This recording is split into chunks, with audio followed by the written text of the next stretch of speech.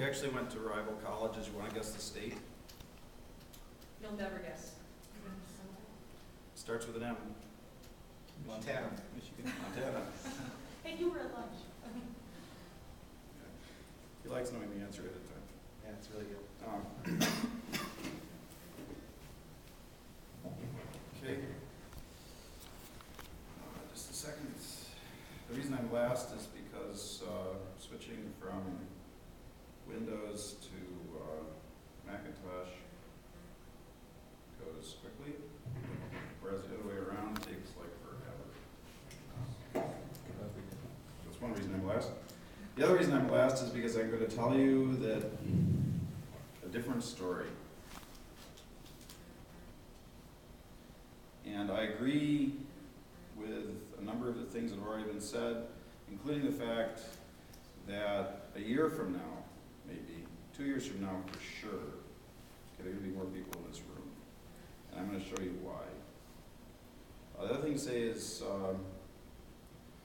I'm a computational neurobiologist who also manages a website with 4 million kids in it, none of whom are doing computational neurobiology yet, although I'm moving in that direction.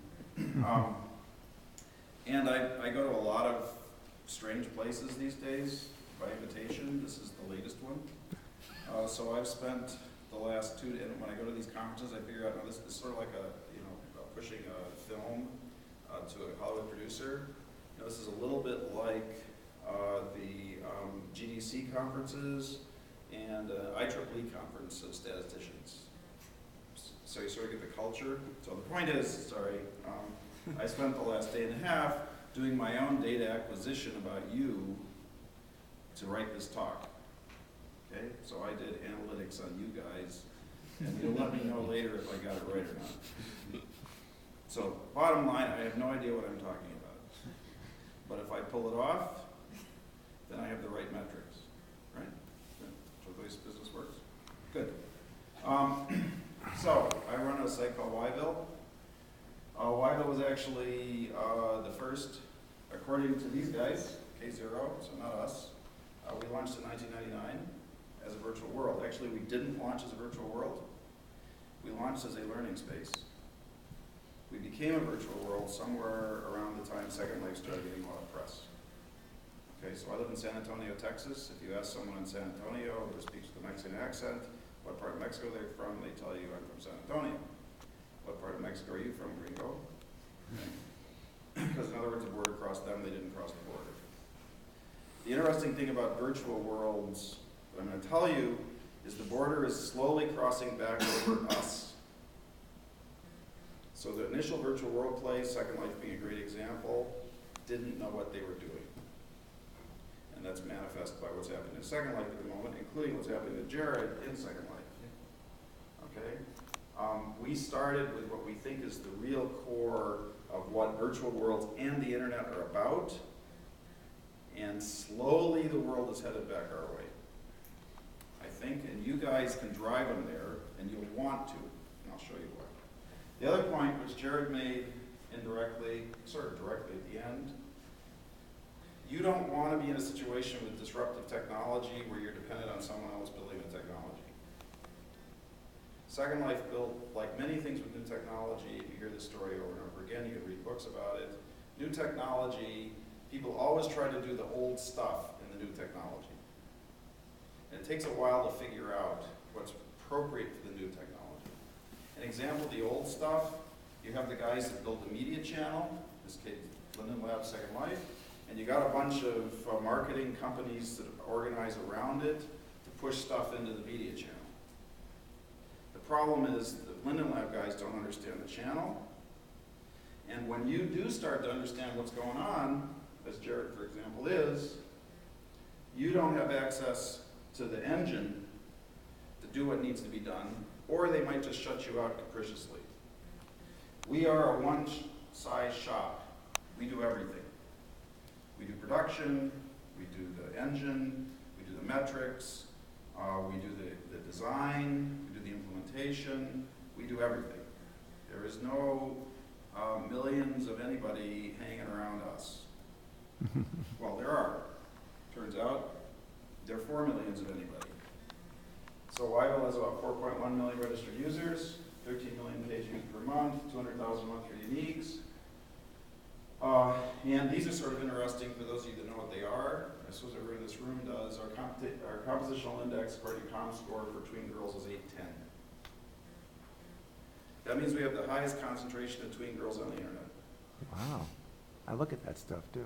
Yeah. I actually could see that in ComScore. I haven't looked at yours, but Yeah. I do see Which that means as a I'm metric. very famous amongst 12-year-old girls, Yeah. Yeah. which worries people, and it should. I'm not going to deny it. However, this is an old measure. This is eyeballs. The internet is not about eyeballs. Eyeballs is broadcast.